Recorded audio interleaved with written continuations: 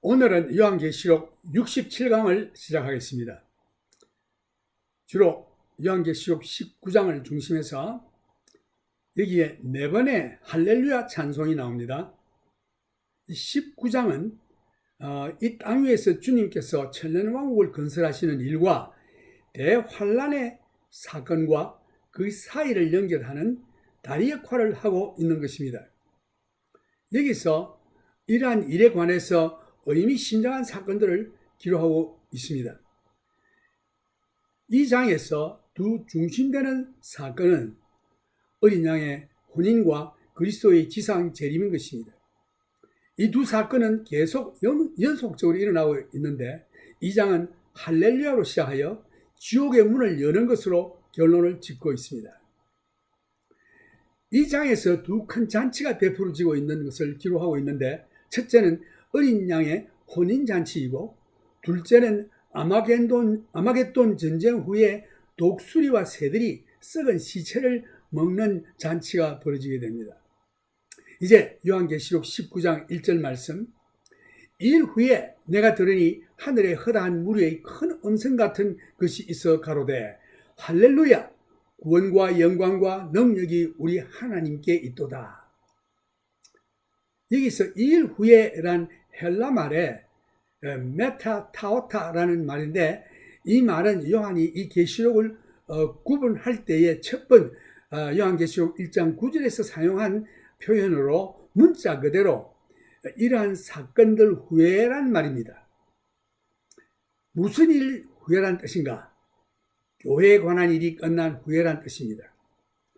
요한계시록 4장 첫머릿말에서도 일 후에 메타타우타라는 말로 시작됩니다. 그 이후로 일 후에라는 말이 계속 나오고 있는데, 여기서 우리는 사건마다 일어나는 순서가 연대적으로 진행되고 있음을 볼 수 있습니다. 지금은 일 후에란 무슨 일인가? 무슨 일 후에란 말인가? 이것은 대환란 사건 이후에 일어날 일들을 말하고 있는 것입니다. 이 장에서 기록된 말씀은 그리스도의 지상 재림에 대해서 기록하고 있습니다. 예수 그리스도만이 이 대환란을 끝낼 수가 있습니다. 그래서 일 후에의 뜻을 가진 헬라말 메타타오타란 표현의 말을 사용한 것이 이 사건의 마지막인 것입니다. 하늘의 큰 소리, 계시록 5장에서 7장에 걸쳐서 하나님을 찬송하는 무리들을 볼 수 있는데, 첫째는 하나님을 경배하는 네 영물, 그리고 둘째는 24장로들, 그리고 셋째는 교회의 찬양과 경배, 그 다음으로 넷째는 수를 셀 수 없을 정도로 많은 천군 천사들이 하나님께 드리는 경배와 찬양, 그리고 다섯째는 온 우주 만물들이 하나님을 찬양하는 장면을 우리가 보았습니다.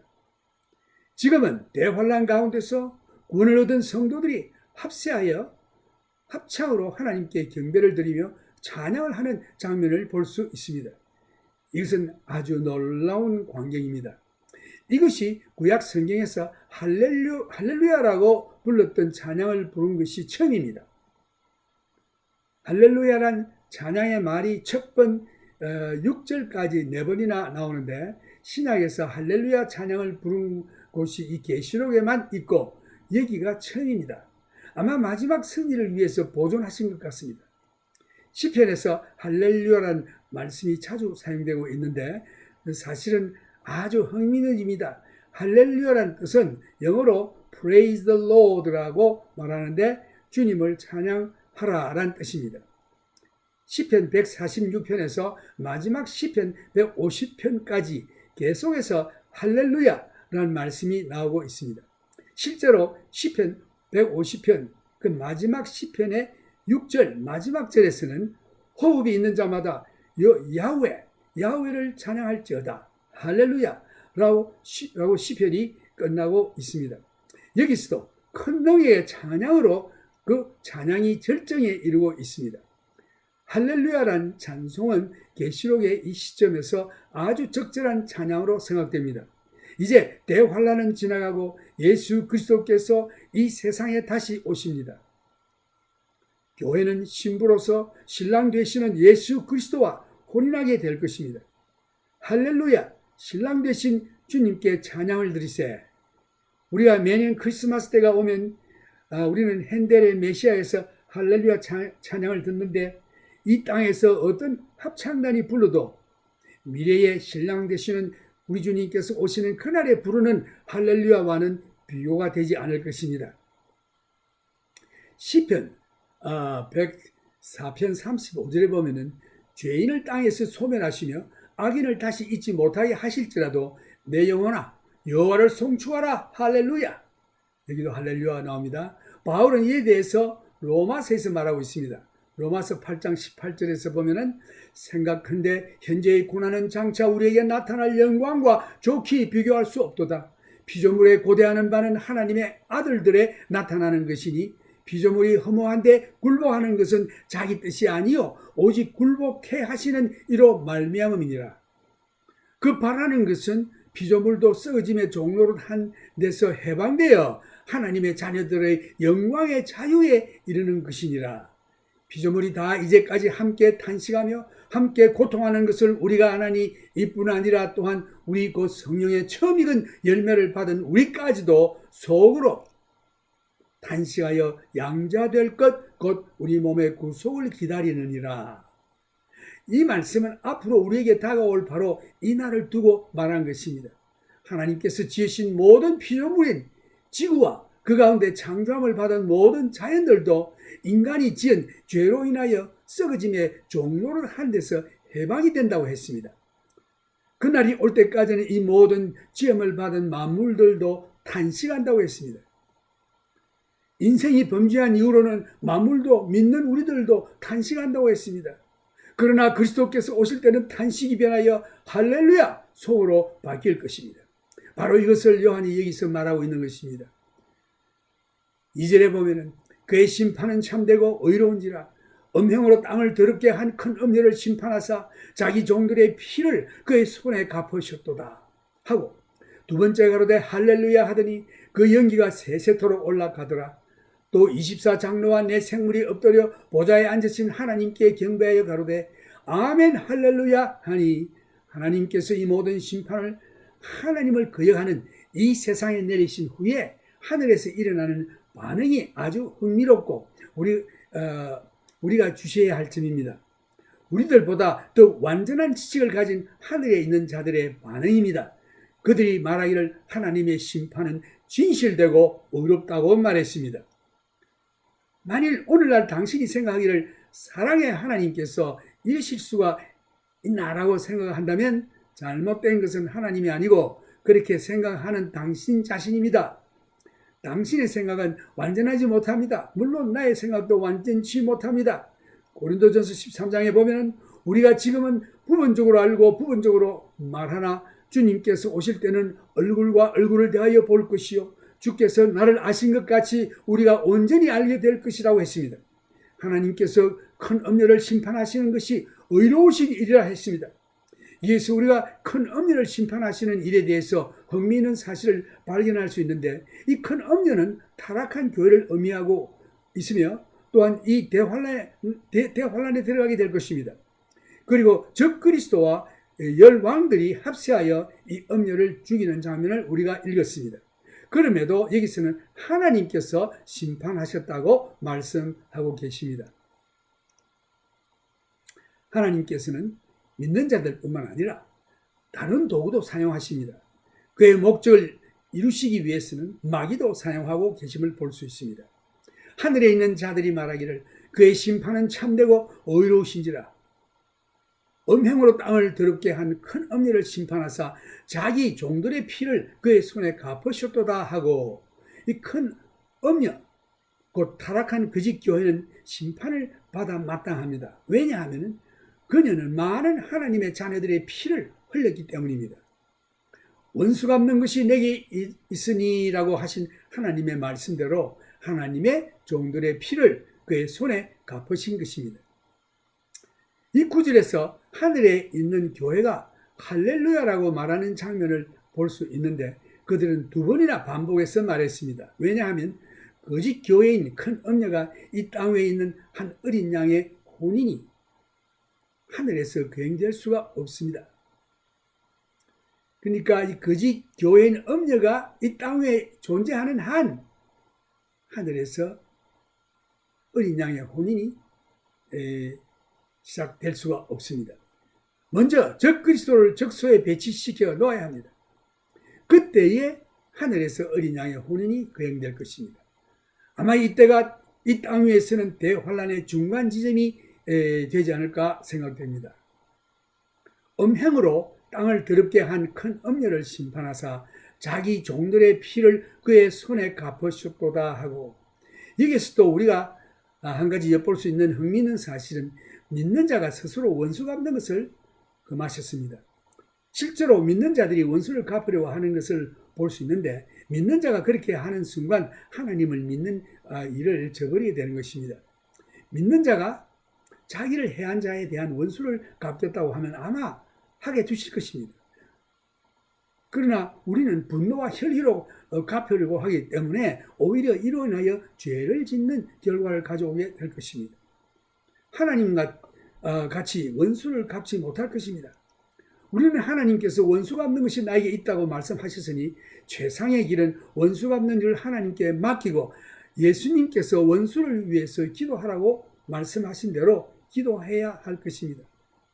그러면 하나님께서 가장 좋은 방법으로 갚아주실 것입니다.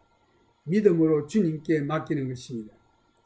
여기서 이 큰 엄녀에게 심판 내리는 이 원수 갚는 일에 대해서는 우리가 이들을 위해서 기도할 필요가 없습니다. 하나님의 뜻이 이루어지기를 우리는 기도할 뿐입니다. 그러나 우리가 일상생활에서 성도간이나 다른 사람에게 로부터 내가 해를 입고 참나의 원수로 행하는 자에게 어떻게 대할 것인가? 예수님께서는 그들에게는 사랑으로 대하라, 용서하라, 원수를 사랑하라, 그를 위해서 기도하라고 하셨죠. 로마서 12장 19절도 보면 내 사랑하는 자들아 너희가 친히 원수를 갚지 말고 진노하심에 맡기라. 기록되었으되 원수 갚는 것이 내게 있느니라. 내가 갚으리라고 주께서 말씀하시니라. 하나님께서 당신의 원수를 친히 갚아주십니다. 우리가 아픔이나 해를 입었을 때 우리는 즉시 원수 갚기를 원합니다. 그것이 믿는다 할지라도 우리 마음에서 일어나는 자연적인 현상입니다. 우리 옛사람의 기질이 우리를 강타하는 것입니다. 그러나 이럴 때에 우리는 마음을 돌려서 원수 갚는 일을 주님께 맡기는 것이 가장 좋은 상처입니다. 하나님께서는 결코 우리에게 악한 일을 행한 원수를 그냥 내버려 두시지 않으십니다. 하나님께서 말씀하시기를 원수 갚는 것이 내게 있으니 하나님께서 이 큰 엄녀 곧 타락한 종교, 하나님의 종들의 피를 흘리게 한 타락한 종교 제도를 심판하시고 계시는 것입니다.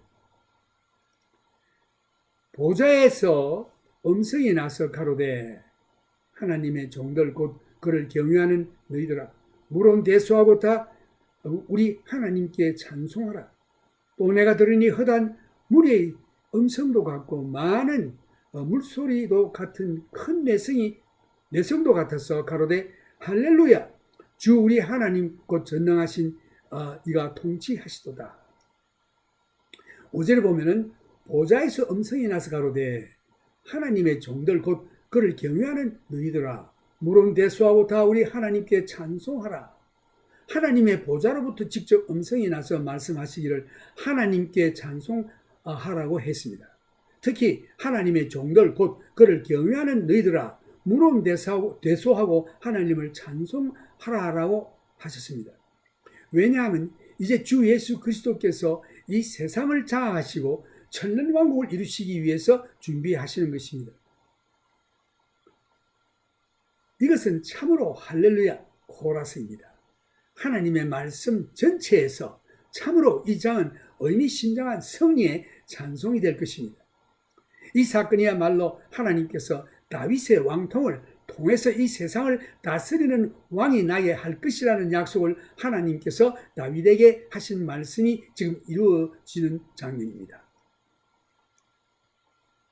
사무엘후서 7장 16절에 보면은 내 집과 내 나라 내 집과 내 나라가 내 앞에서 영원히 보존되고 내 위가 영원히 견고하리라 하셨다 하라.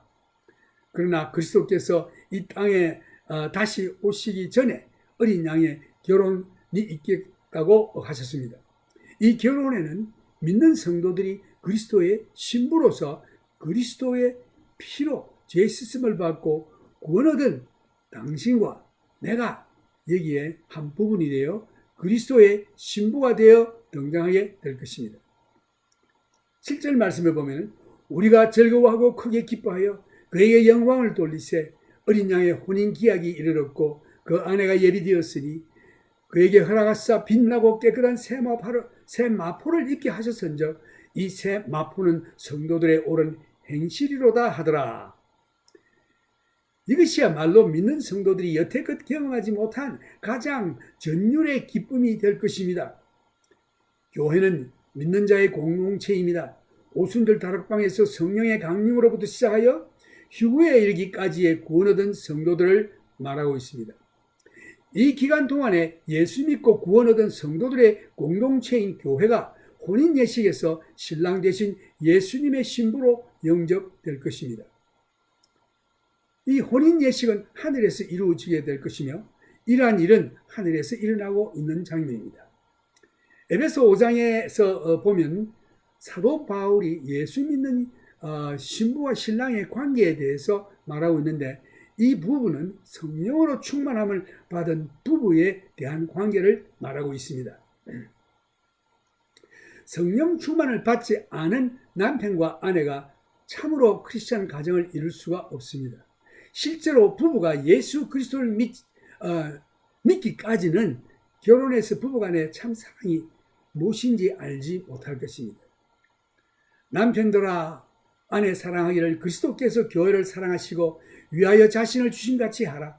이는 곧 물로 씻어 말씀으로 깨끗하게 하사 거룩하게 하시고 자기 앞에 영광스러운 교회로 세우사 티나 주름 잡힌 것이나 이런 것들이 없이 거룩하고 흠이 없게 하려 하심이니라. 에베소 5장 25절에서 27절 말씀. 이것이 그리스도와 교회와의 사랑의 관계입니다. 오늘날 이 세상에서 우리들은 새로운 도덕 관념 속에서 살고 있습니다.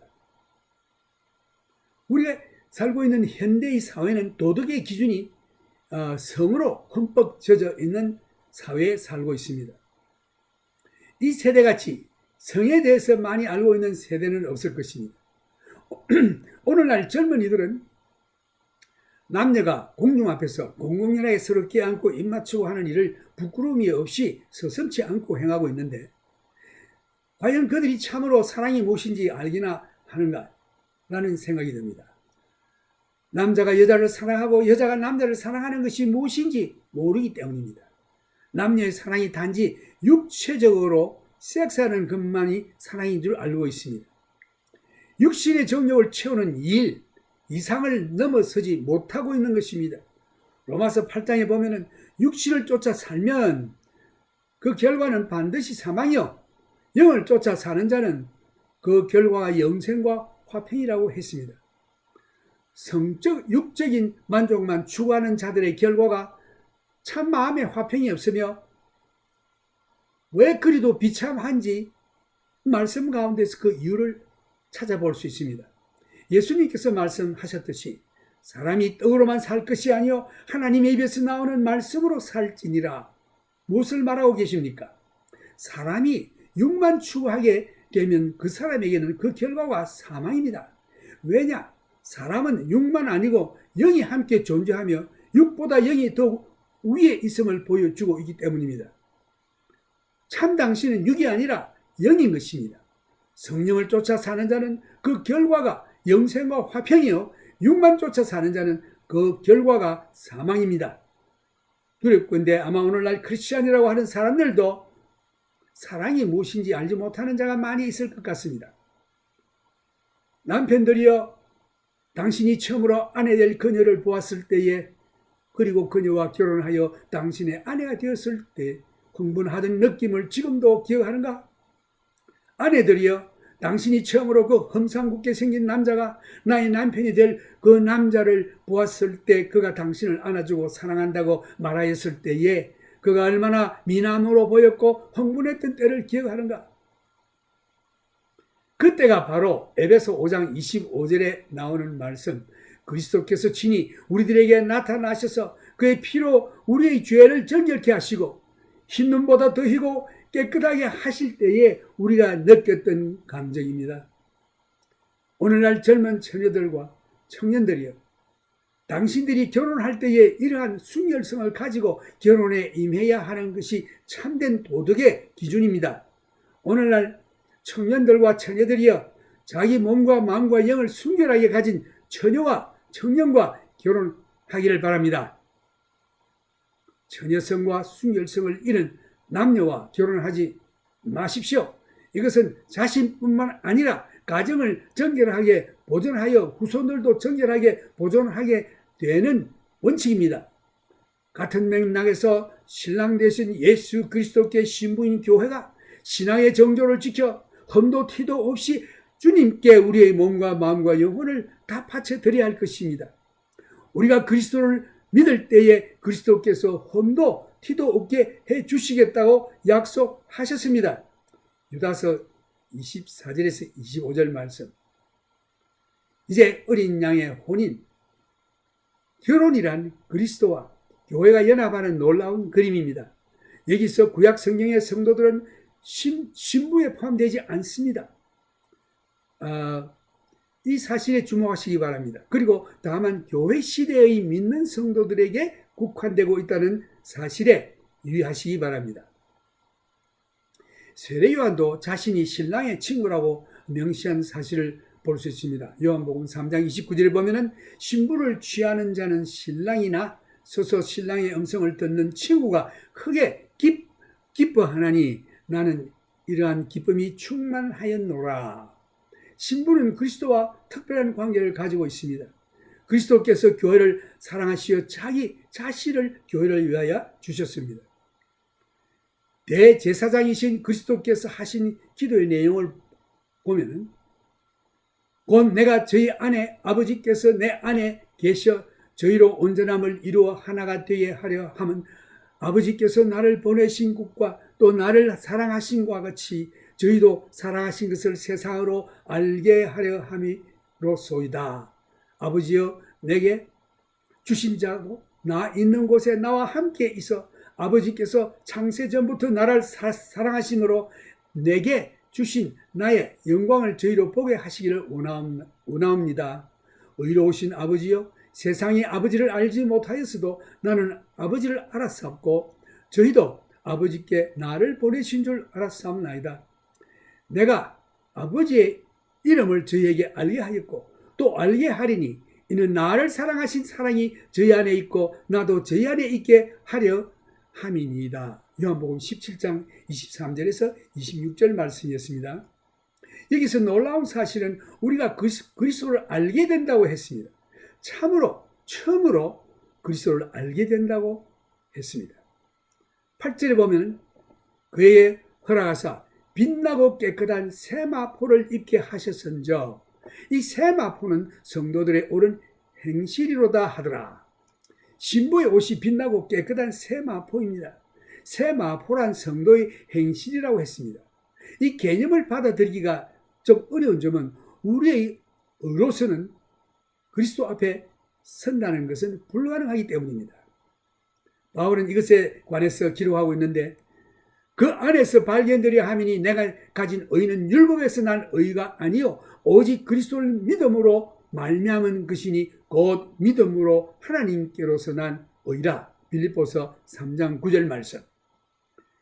믿음으로 우리는 그리스도를 의지할 때에 우리의 죄가 용서함을 받을 뿐만 아니라 그리스도의 의까지 우리에게 입혀 주십니다. 그러면 왜 요한이 혼인잔치 때에 신부가 입은 옷이 성도의 행실이라고 말했을까요? 신부가 입는 웨딩 드레스는 결혼식 때만 한번 입는 것이지만 그러나 우리는 그리스도의 의의 옷을 영원히 입게 될 것입니다. 우리 믿는 자들은 그리스도의 심판대 Bema Seat of Christ 그리스도의 심판대 앞에 서게 될 것인데 이것은 죄에 대한 심판이나 구원 문제에 관계되는 심판이 아니고 이미 예수 믿고 구원 얻은 성도들이 그리스도를 위해서 봉사한 일에 대한 시상식입니다. 약 2000년이란 전 세계를 통해서 믿는 성도들이 그리스도를 위해서 봉사한 사실이 신부의 혼인 예복에 장식될 것입니다. 오늘 당신은 당신의 혼인 예복에 무엇으로 장식하고 있습니까? 오늘날 당신은 주님을 위해서 무엇을 하고 있습니까? 이에 관해서 바울이 말한 것을 보면은 만일 누구든지 금이나 은이나 보석이나 나무나 풀이나 지푸로 이 터 위에 세우면 각각 공력이 나타날 터인데 그 날이 공력을 밝히리니 이는 불로 나타내고 그 불이 각 사람의 공력이 어떠한 것을 시험할 것임이니라. 만일 누구든지 그 위에 세운 공력이 그대로 있으면 상을 받고 누구든지 공력이 불타면 해를 받으리니 그러나 자기는 구원을 얻되 불 가운데서 얻은 것 같으리라. 고린도전서 3장 12절에서 14절 말씀. 이 금과 은과 보석은 불에 타지 않고 남게 됩니다. 나무나 풀이나 짚은 불에 타서 연기가 되어 없어질 것입니다. 주를 위한 선한 일은 교회 신부의 예복인 것입니다. 금과 은과 보석은 성령의 인도함을 받고 일한 영적인 일을 말하는 것입니다. 그러나 나무와 풀과 짚은 성령의 역사 없이 자신의 육신적인 생각으로 일한 것들입니다. 육적으로 일한 일들은 마지막 때에 모두 불타버리고 연기만 남게 되는 것입니다. 이 사람들은 상이 없습니다. 단지 영혼만 겨우 구원을 얻게 될 것입니다. 그러나 성령을 쫓아 행한 일은 불의 심판에 타지 않고 계속 남게 되는 것입니다. 성령으로 한 영적인 일은 상으로 남게 될 것입니다. 그러므로 우리가 무슨 일을 하든지 성령의 인도하심을 따라 행해야 하는 것이 아주 중요합니다. 우리는 그의 만드신 바라 그리스도 예수 안에서 선한 일을 위하여 지으심을 받은 자니 이 일은 하나님이 전에 예비하사 우리로 그 가운데서 행하여 하려 하심이니라. 에베소서 2장 10절 말씀. 혼인이 끝난 다음에 혼인 예복을 내려놓습니다. 우리는 이미 장로들이 자기들의 멸류관을 어린 양의 발 앞에 던지며 주님 홀로 영광 받으시기에 합당하도소이다라고 선언한 장면을 이미 보았습니다. 이때에 교회가 그리스도의 영광을 나타내게 될 것입니다. 이는 그리스도 예수 안에서 우리에게 자비하심으로써 그 은혜의 지극히 풍성함을 오는 여러 세대에 나타내려 하심이니라. 에베소서 2장 7절 말씀. 우리가 주님의 영광 가운데 말할 수 없는 기쁨으로 나타나게 될 터인데 우리가 지옥 갈 죄인들이었는데 그리스도의 보혈의 피로 값지고 사셔서 주님의 구속의 사역으로 말미암아 구원을 얻게 될 것입니다. 이제 우리는 천국에 가 있게 될 것입니다. 우리는 천국에 들어갈 아무 의도 없고 예수 그리스도의 의를 제외하고는 천국에 갈 길이 없습니다. 실제로 우리는 그리스도의 의로 말미암아 천국에 갈 뿐 아니라 우리는 그리스도의 신부로서 나타나게 됩니다. 교회가 그리스도와 맺은 관계는 아주 밀접하고 깊은 관계이며 다른 관계와 다릅니다. 그리고 너무나 즐겁고 실제로 어떤 피조물보다 이러한 달콤한 기쁨을 누린 자는 없을 것입니다. 9절 말씀에 보면은 천사가 내게 말하기를 기록하라. 어린 양의 혼인잔치에 청함을 입은 자들이 복이 있도다 하고 또 내게 말하되 이것은 하나님의 참되신 말씀이라 하기로 내가 그 발 앞에 엎드려 경배하려 하니 그가 나더러 말하기를 나는 너와 및 예수의 증거를 받은 내 형제들과 같이 된 종이니 삼가 그리하지 말고 오직 하나님께 경배하라. 예수의 증거는 대언의 영이라 하더라.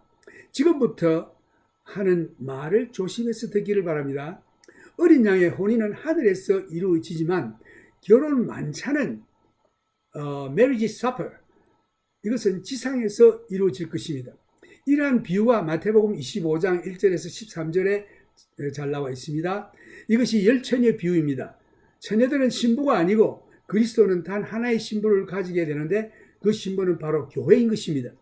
신랑은 하늘에서 결혼한 후에 혼인 만찬, marriage supper를 위해서 이 지상으로 다시 오시게 될 것입니다.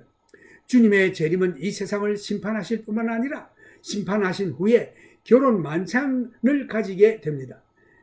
이 결혼 만찬에 이 열 처녀가 참여하는 것으로 기대됩니다. 같은 맥락의 비유로서 구약 성경 시편 45편에도 나와 있습니다. 이 시편에서 그리스도가 왕으로 오시는 장면을 볼 수 있는데 왕의 귀비 중에는 10왕의 딸이 있으며 왕후는 오빌의 검으로 꾸미고 왕의 우편에 서도다. 시편 45편 9절. 아마 이 말씀이 교회의 형태나 심볼로서 유효한 것으로 생각됩니다. 혼인잔치에 초청된 손님들, 두로의 딸이 예물을 드리고 백성 중 부한 자도 내 은혜를 구하리로다. 시편 45편 12절. 혼인잔치는 이 땅 위에서 베풀어질 것입니다. 천년왕국에 들어간 이스라엘인들과 이방인들이 이 혼인잔치의 손님으로 초청될 것입니다. 혼인만찬은 확실히 천년왕국에서 이루어집니다. 당신이 긴 잔치라고 말한다면 천년왕국이야말로 아주 긴 잔치가 될 것입니다. 천년왕국의 마지막에 이르렀어도 교회는 아직도 그리스도의 신부로서 보여지고 있습니다. 그러나 그것은 단지 시작에 불과한 것입니다. 신혼기간, 하니문, 이 천년왕국이 천년 동안 계속된다고 상상해 보십시오. 얼마나 큰 기쁨일까? 환희와 황홀의 절정입니다. 천사는 이 사실의 광경에 대해서 이것은 하나님의 참되신 하나님의 말씀이라고 하나님의 인을 치는 것입니다. 이러한 광경을 기록하던 요한이 취하는 행동을 보면은 요한은 이 소식을 천사에 의해서로부터 듣고 경배할 충동을 느껴 엎드려 그 천사에게 경배하려고 했는데 그 천사가 그 경배를 금했습니다. 천사는 단지 피조물에 지나지 않는다. 그러므로 하나님만이 경배를 받기에 합당하신 분이다 라고 말했습니다. 이러한 사실은 얼마나 저 그리스도나 사탄이 참남된 일을 하고 있는지 질책을 받아야 마땅합니다. 거짓 선지자도 경배받기를 원하는 자입니다. 이들은 모두 참남된 더러운 영들입니다. 오늘날 많은 사람들 가운데서도 사람들로부터 경배받기를 원하는 자들이 있는데 이 자들은 사탄에 속한 자들입니다. 하늘에서 어린 양의 혼인이 끝난 다음에 일어나는 큰 사건은 그리스도께서 지상 재림하시는 것입니다. 성도들이여, 우리의 왕이 오십니다. 그러나 교회가 휴거되기 전에는 오시지 않을 것입니다. 또 대환란이 끝나기 전에도 오시지 않을 것입니다. 예수님께서 다시 이 땅에 재림하실 때에는 교회인 신부와 함께 오실 것입니다. 그리고 이 땅 위에 천년왕국을 건설하시고 혼인 만찬이 거행될 것입니다. 얼마나 영광스러운 날이 우리 앞에 기다리고 있습니까? 모든 믿는 성도들이여, 우리는 이 쓰레기와 같고 진흙과 같은 세상의 일에서 눈을 돌려 앞으로 다가올 영원한 영광의 날을 바라봅시다. 다음 이 시간까지 예수 그리스도의 은혜와 하나님의 무한하신 사랑과 성령님의 교통하심이 여러분들에게 넘치기를 주님의 이름으로 축원합니다. 아멘.